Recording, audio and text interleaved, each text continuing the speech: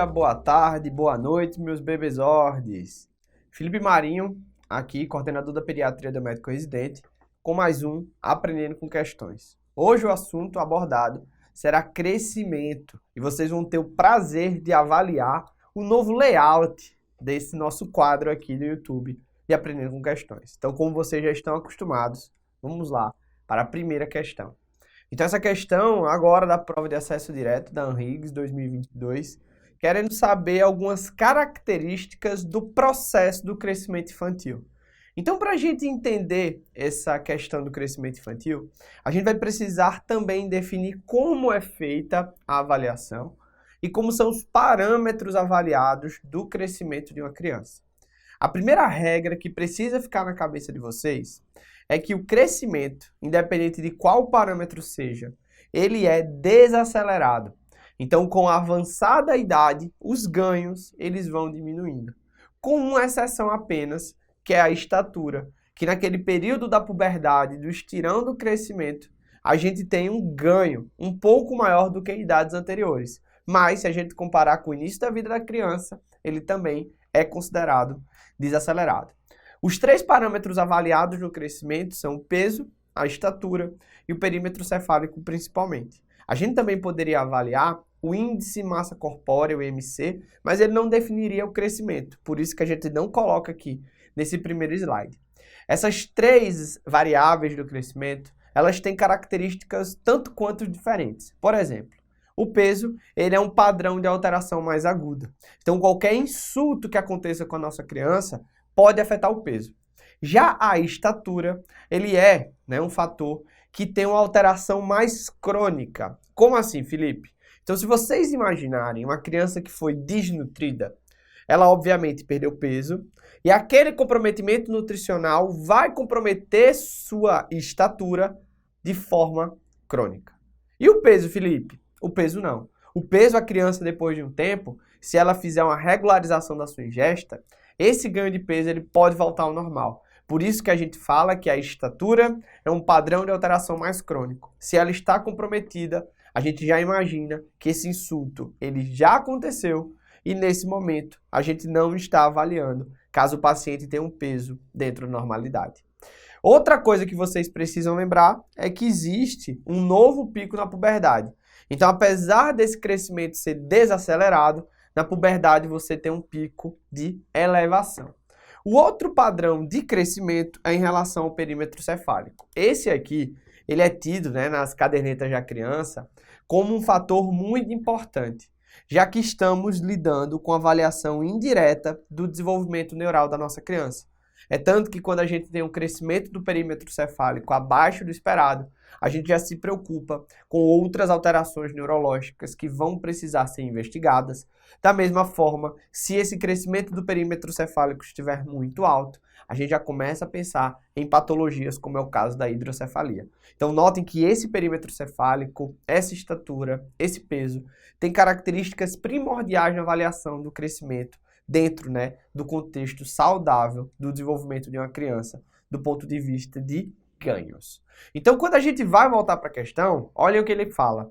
Em relação ao processo de crescimento infantil, o que é correto afirmar? A letra A fala que o peso é um indicador sensível a longo prazo. A letra B fala que esse crescimento é constante, mas que tem uma velocidade variável. A letra C fala que o canal de crescimento das meninas nas curvas de peso e estatura sempre estão mais elevados quando comparado ao canal de crescimento dos meninos. E a letra D fala que no final do primeiro ano, o lactente tem aproximadamente, em relação ao nascimento, o seu peso triplicado e o seu comprimento dobrado. Felipe, vamos aqui atrás da resposta correta. A última alternativa, eu já vou anular e vou explicar a vocês no decorrer da aula. Vocês vão ver que esse comprimento dobrado está errado. A letra C fala que o canal de crescimento das meninas é mais elevado que os meninos. Isso é verdade? Não, pessoal. Lembrem que quando a gente está ali na época da puberdade, as meninas entram no estirão antes dos meninos. Então é muito comum que você vai lá na escola, naquela faixa etária de 9, 10 anos, e as meninas são mais altas do que os meninos. Entretanto, depois desse período, os meninos vão ter um estirão, que em geral é mais intenso em relação ao ganho estatural, e eles se tornam maiores do que as meninas. Então, o canal de crescimento dos meninos, eles são naturalmente maiores do que as meninas, tirando aquele período ali da puberdade inicial, que é mais precoce nas meninas do que nos meninos. A letra A fala que o peso é um indicador sensível a longo prazo. Isso aqui a gente já sabe que é errado. Lembra, o peso ele vai ser alterado em insultos agudos. Então, se eu tenho uma perda de peso importante, se você corrigir toda aquela questão alimentar, doença de base do paciente, esse peso ele vai voltar ao normal. O que não se recupera é a estatura. Ela sim é um indicador sensível a longo prazo. Felipe, a letra B então é a nossa resposta, com certeza. Porque o crescimento infantil, ele sempre está acontecendo. Apesar de ter uma velocidade variável, que a gente já viu, que ela é, na sua grande maioria do tempo, menor do que em idades anteriores. É um crescimento desacelerado. Então aqui, ó, resposta na letra B. Mas a gente já vai aproveitar a letra D e essa questão também, para vocês começarem a notar que as questões de prova gostam de trazer para vocês o crescimento em relação a números do peso, da estatura e do perímetro cefálico. Então, infelizmente, a gente tem que decorar o que vai acontecer com a criança ao longo daqueles primeiros momentos de vida, do ponto de vista também numérico. É quase um decoreba. Mas aqui a gente vai facilitar a forma de vocês resolverem esse tipo de questão. A primeira coisa que a gente tem de ter é o parâmetro inicial, que é o recém-nascido. Como é que seria a avaliação do recém-nascido lá no momento do nascimento? Então, em relação ao peso, a gente tem um peso médio, em geral, de 3,3 kg. Então, o peso ao nascimento da minha criança é de 3,3 kg como média. Com esse peso, eu posso definir alguns diagnósticos, eu posso definir algumas classificações para essa criança. Do ponto de vista absoluto, apenas olhando para o peso, e do ponto de vista relativo, avaliando o peso e a idade gestacional. Do ponto de vista absoluto, a gente coloca 3 pontos de corte. 2,5 kg, 1,5 kg e 1 kg. Se minha criança ela tem um peso de nascimento abaixo de 2,5 kg, eu chamo esse recém-nascido de baixo peso ao nascer. Se minha criança tem um peso de nascimento abaixo de 1,5 kg, eu chamo ela de muito baixo peso ao nascer. E se o peso dela é abaixo de 1 kg, eu chamo ela de extremo baixo peso. Então aqui é a definição absoluta. Já do ponto de vista relativo, eu vou colocar ele no gráfico, que vai relacionar a idade gestacional e o peso de nascimento. E aí, com isso, eu defino o percentil que essa criança está. Se o percentil é acima do 90, eu chamo essa criança de GIG, grande para a idade gestacional. Aumenta o risco de tocotraumatismo, de distúrbios metabólicos, inclusive de hipoglicemia. Já nas crianças que têm um percentil entre o 10 e o 90, a gente chama ela de adequada para a idade gestacional. E abaixo do percentil 10, a gente chama ela de pequena para a idade gestacional. É uma criança que, em geral, sofre dentro do útero, que teve restrição do crescimento intrauterino, geralmente ali associado às doenças hipertensivas da gestação, até mesmo a diabetes gestacional inicial, que causou insuficiência placentária. Então aqui, vejam, eu consigo classificar meu recém-nascido do ponto de vista absoluto, e também consigo classificá-lo do ponto de vista relativo. E aí a gente vai aprender agora as regrinhas do crescimento ponderal. Então aqui já está, lembrando a vocês que esse crescimento ele é desacelerado. E aqui na tabela à direita vai ter justamente o ganho de peso mensal em cada trimestre e depois a cada ano. Então, Felipe, qual é a primeira regra que a gente vai aplicar aqui? É que no primeiro ano de vida, a cada trimestre que passa, minha criança ganha 100 gramas a menos por mês. Olhem comigo. Então, minha criança ganhou 700 gramas por mês no primeiro trimestre. No segundo trimestre, ela ganha 600 gramas por mês. Então, ela ganha 100 gramas a menos. No terceiro trimestre, ela ganha 500 gramas por mês. E no quarto trimestre, ela ganha 400 gramas por mês. Depois do primeiro ano, ali entre 1 a 3 anos, a minha criança vai ter um ganho durante todo o ano de 2 quilos. Então você já nota esse comportamento desacelerado. E na criança entre 4 a 9 anos, esse crescimento também em relação ao peso vai ser de 2 a 3 quilos por ano.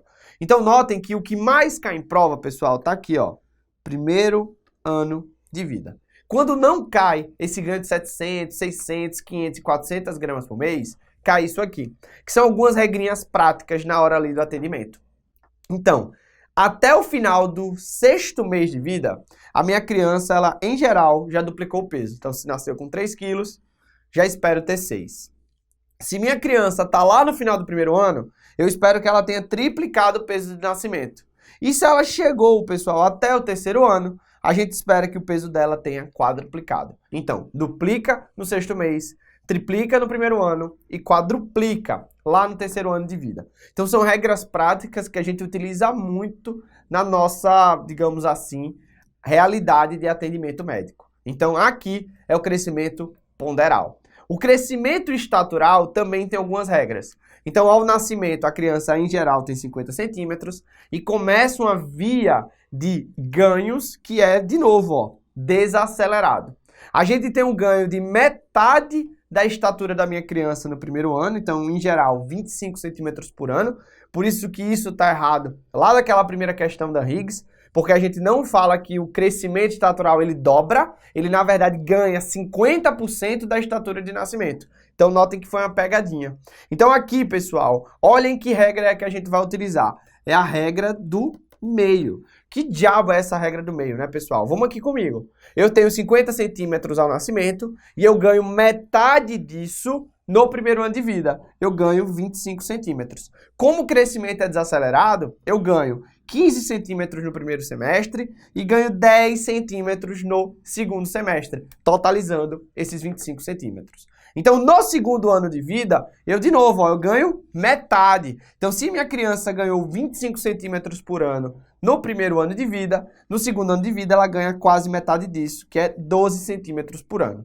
Depois, ela vai ganhar metade também. Olha ali, ó, entre 2 a 6 anos, ela ganha 6. Como é uma média, 6 a 7 centímetros por ano. Com uma criança de 6 anos, até ela chegar na adolescência e entrar no seu estirão, ela ganha um pouquinho menos, que é 5, 6 centímetros por ano. Então, esse mesmo 6 centímetros pode ser utilizado como uma média de ganho entre 2 anos até a adolescência. Pessoal, olha que coisa interessante. Aqui, nesse grupo de pacientes, dos adolescentes, a gente tem ó, uma aceleração no meio da desaceleração. Então, o adolescente, no sexo feminino, vai ter um ganho de 8 a 9 centímetros por ano, quando estiver no estirão, e o masculino, entre 9 a 10 centímetros por ano. Depois, pessoal, o ganho ele é ínfimo. Então, quando a criança sai do estirão, parou. Ela provavelmente vai ganhar poucos centímetros e depois ela para de crescer.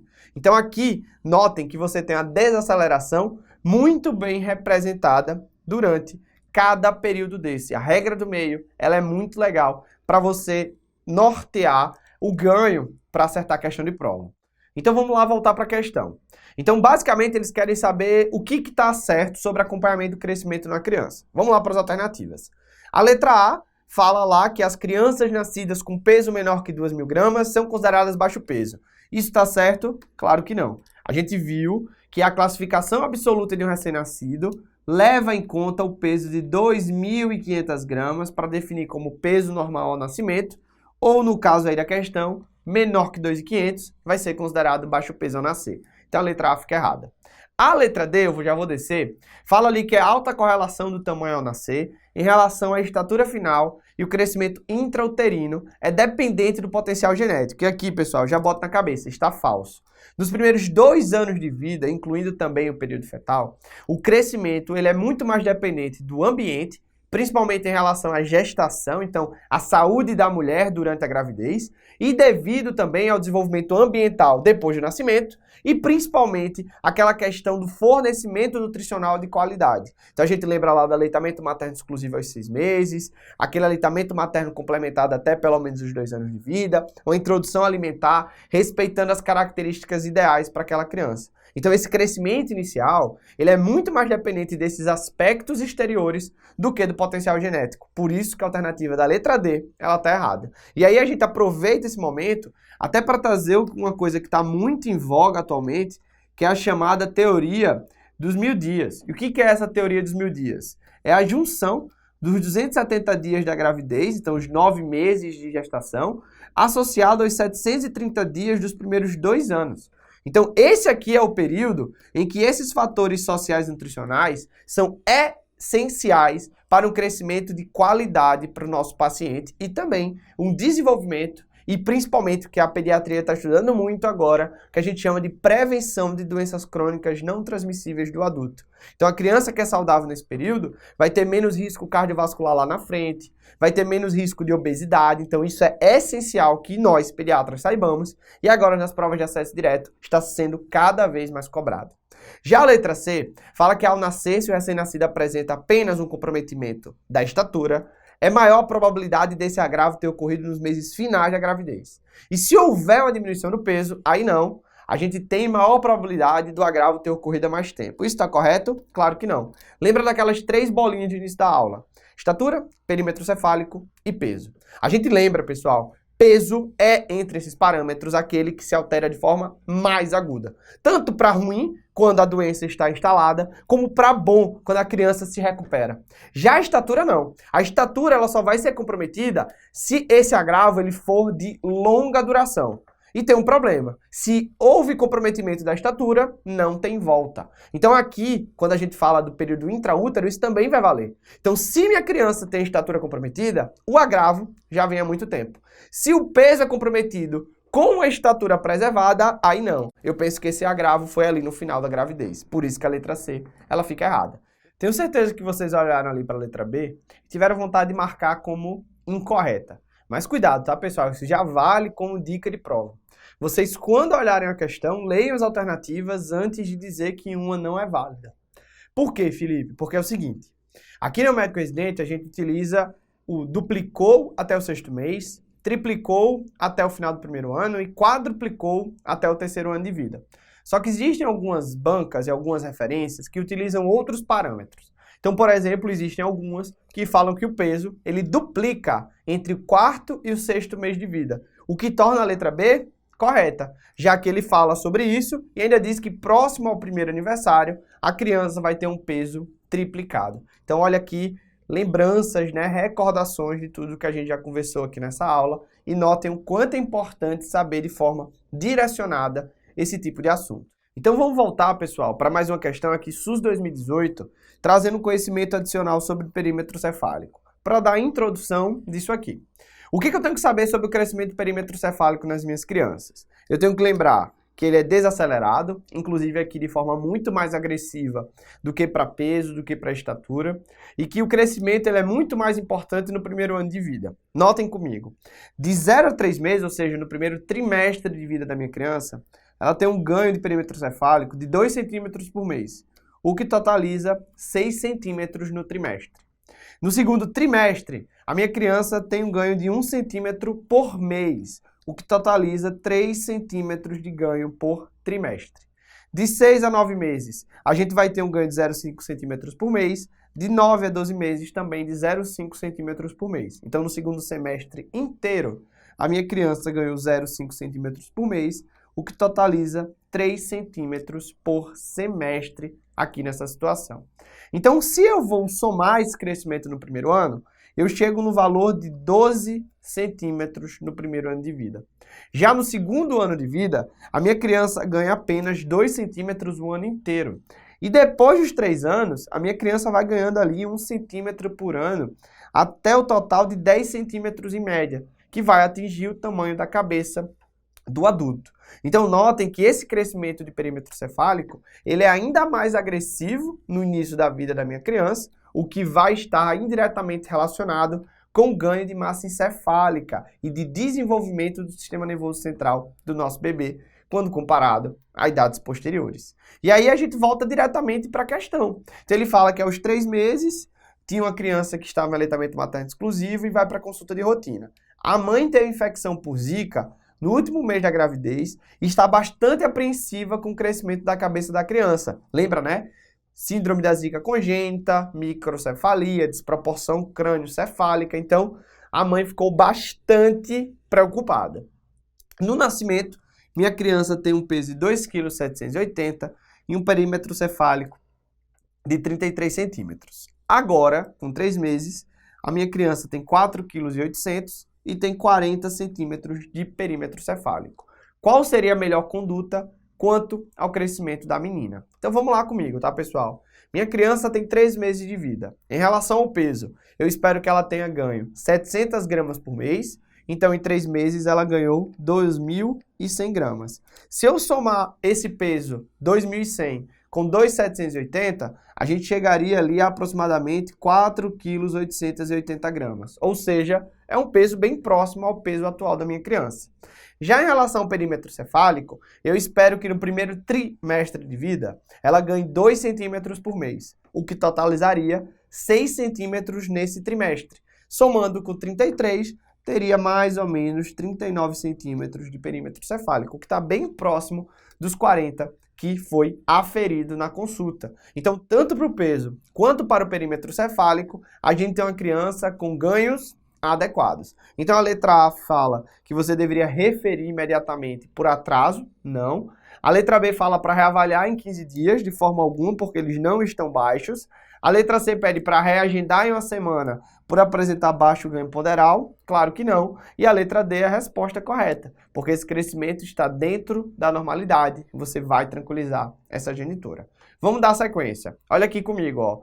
Santa Catarina 2021, acesso direto, trazendo Z-Score para uma questão de crescimento. Felipe, então como é que eu resolvo essa questão? Com macete de prova, tá? A primeira coisa que vocês têm que colocar dentro aí do seu caderninho é essa correlação de percentis com Z-Score. Por quê? Porque algumas bancas vão falar dos percentis e algumas bancas, e aí, pessoal, é o mais atualizado, falam sobre o Z-Score. Qual é a diferença entre essas duas formas de avaliação? O percentil, ele utiliza parâmetros ordenados. Então, por exemplo, ele pega 100 pessoas e vai avaliar, por exemplo, o peso dessas 100 pessoas que eram normais. Então, se você foi o 50º, digamos assim, valor, você é o percentil 50. Se você foi 80 na sua posição, você é o percentil 80. Então, você utiliza esses padrões de forma, digamos assim, ordenada. Já o Z-Score, não. Ele trata os valores com medianas e com desvios padrões. Então, quando eu estou lá no valor igual à mediana daqueles parâmetros que foram avaliados, eu vou falar que eu estou no Z-Score 0. Se eu tenho ali, por exemplo, 2 desvios padrões para cima, eu chamo de Z-Score mais 2. Se está 3, eu chamo de mais 3 e assim sucessivamente. Então, notem que os percentis do Z-Score, apesar de serem parecidos, eles não são iguais, mas eles têm algumas correlações que às vezes cai em prova. Então, o percentil 99 tem a ver com o Z-Score mais 3. E aí, quando você usa, pessoal, o 100 menos o 99,9, você chega no percentil 001, que é o equivalente ao Z menos 3. Então, se eu pego lá o percentil 97, ele é igual ao Z-Score mais 2. 100 menos 97, 3. Percentil 3 é o menos 2. Se eu estou no percentil 85, é o mais 1. Se for 100 menos 85, que é o percentil 15, menos 1. E se for o percentil 50, como a gente já conversou, é a metade dos valores ordenados. Ele é igual ao valor da mediana, na grande maioria das vezes. Então, a gente chama de Z-Score 0. Então, aqui, pessoal, tem essas correlações que vocês precisam ter anotado aí e lembrar lá na hora, um pouquinho antes de fazer a prova. O IMC, ele é o outro macete que você tem que saber. Ele é o que mais cai. Então aqui, a gente tem que entender por que ele é o que mais cai. Porque tudo muda depois de 5 anos em relação ao IMC. Tudo parece ser mais grave. Aparecem novas classificações, aparecem classificações mais graves quando eu falo de IMC. E aqui eu trago a tabela para que vocês observem isso. Então vou ali, pessoal, focar primeiro no IMC, tá? Então quando eu vejo o IMC para idade menor de 5 anos e em maiores de 5 anos, vocês notem que antes o Z-Score mais 1 e mais 2 era chamado de risco de sobrepeso, mas para uma criança acima de 5 anos ela é sobrepeso. Então se eu tinha uma criança com Z-Score 1,5 e que ela era menor que 5 anos, tinha 4 anos e 10 meses ali, a gente vai dizer que é um risco de sobrepeso. Só que na hora que ela completa 5 anos, sei lá, ela fez aniversário e deu 5 anos, a gente começa a chamar ela de sobrepeso, a gente dá um maior grau de gravidade nessa paciente. Se eu tenho o Z-Score entre o mais 2 e mais 3 nos menores de 5 anos, eu chamo de sobrepeso. Nos maiores de 5 anos, eu já chamo ele de obeso. E se eu tenho um Z-Score acima do mais 3 e menor de 5 anos, obesidade, se ele for acima de 5 anos, eu já chamo de obesidade grave. Então notem que existem 2 classificações que são adicionadas, o risco de sobrepeso nos menores de 5 anos e obesidade grave nos maiores de 5 anos. Em relação aos outros parâmetros, não muda muita coisa. O que é que vocês têm que lembrar para a hora da prova? Que para ruim, a gente considera abaixo do Z-Score menos 2. Então notem, baixa estatura para a idade, magreza, baixo peso para a idade. E notem que isso se correlaciona também com as crianças mais velhas. Quando eu chego no Z-score -3, ele é o absurdo. Ele é uma coisa mais agressiva em relação à classificação. Então, quem era baixo peso virou muito baixo peso, quem era magreza virou magreza acentuada, e quem era baixa estatura virou muita baixa estatura para a idade. E para cima, pessoal, vale uma regra também parecida. Notem comigo, se eu estou acima do Z-score +2, para o peso eu chamo de peso elevado para a idade. O IMC a gente já conversou. Mas para a estatura, não existe muita estatura elevada para a idade. Então a gente considera estatura adequada para a idade acima do Z-score -2. Então isso pode cair na prova, porque são particularidades. Mas, de novo, o que mais cai é o IMC. E aí a gente volta para a questão, tá? Olha aqui o que ele quer trazer. Uma criança de 6 anos e 3 meses, que tem estatura de Z-score -1,45, peso com Z-score mais que 0,25 e tem um IMC de 1,49. Como é que eu classifico essa criança? Vamos comigo. Estatura é uma criança que está acima do -2. Então ela tem estatura adequada para a idade. Com isso, eu já anulo letra B, já anulo letra C também. Quando eu vou para o peso está ali bem próximo do zero. Então ele tem um peso normal para a faixa etária. A gente chama como, Felipe? Peso adequado para a idade. Então eu já anulo aqui na letra D. E aí eu vou lá para o IMC. Olha aqui o IMC dele. Acima do Z-score +1. Só que é abaixo do Z-score +2. Então ele tem uma alteração de IMC. Beleza, ele tem uma alteração de IMC. Ele tem mais ou menos que 5 anos. Ele tem mais do que 5 anos. Então não existe para ele risco de sobrepeso. Existe o quê? Sobrepeso já direcionado. Por isso que a resposta está na letra E. Notem, pessoal, que eutrofia, ou seja, IMC normal para a idade, só vai ser considerado abaixo do Z-score +1. Ele é um pouco diferente em relação a peso e estatura, mas vocês têm que estar atentos quanto a isso, tá? Então, letra E, corretinha, lembrança boa. E aí a gente volta para mais uma questão de gráfico, que é outra forma que pode ser cobrado na sua prova. Então ele fala de uma criança de 4 anos de idade, que tem um peso de 21 quilos e estatura de 105 centímetros, me dá essa curva de IMC para a idade. Vamos aqui comigo, pessoal. O que é que eu tenho que fazer? Primeiro, calcular o IMC. Como é que eu calculo o IMC? Peso dividido por altura ao quadrado. Lembrando que o peso é em quilos e a altura é em metros. Então, se vocês forem calcular o IMC dessa criança, 21 dividido por 1,05 ao quadrado, vai dar mais ou menos 19. Usa aí a calculadora Dimas que me deu a resposta aqui no estúdio, tá? Então, 19. Então, se eu pego uma criança de 4 anos e ploto no gráfico 19, ela vai estar com o IMC entre o Z-score +2 e o Z-score +3. Felipe, então como é que eu vou definir qual é o risco dessa criança? Vamos lá comigo, tá? Primeiro, ela tem menos do que 5 anos. Então, se ela tem menos do que 5 anos, eu posso ter eutrofia, eu posso ter risco de sobrepeso, eu posso ter obesidade. Eu só não posso dizer para essa criança, com esse gráfico, que ela tem um peso elevado para a idade. Porque para eu dizer isso, ou a questão me deu o Z-score já direcionado, ou me deu gráfico de peso. Então aqui eu só consigo dizer se essa criança é obesa, se é eutrófica, tem risco de sobrepeso ou se tem sobrepeso. Eles não colocaram obesidade grave. Porque se eles tivessem colocado obesidade grave, era outra alternativa que vocês poderiam anular. E aí eu vou lembrar aqui com vocês aquela tabela que a gente acabou de ver. O IMC para estar alterado, ele tem de estar acima do +1. E essa criança está entre o +2 e o +3. Então, se está alterado, eu não posso chamar minha criança de eutrófica. Então, eu já sei que ela tem um risco de sobrepeso, ou tem sobrepeso, ou tem obesidade. Aí eu vou. O primeiro grau de, digamos assim, de alteração do IMC para crianças abaixo de 5 anos é o risco de sobrepeso, que é o IMC entre o +1 e o +2. Então, aqui eu já também consigo anular. Depois do risco de sobrepeso, é sobrepeso, entre o Z-score +2 e +3, que é o da minha criança, e essa é a minha resposta.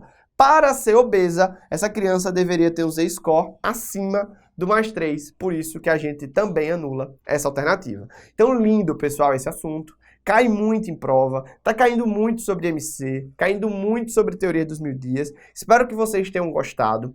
Mantenha aqui, pessoal, né, o sininho ligado. Se você não ligou o sininho, bota lá para você ligar, para você ser avisado dos novos conteúdos aqui da plataforma. Vocês, obviamente, têm disponível os comentários. Qualquer dúvida, estamos aí disponíveis. E vamos marcar a questão correta para levar ela para casa.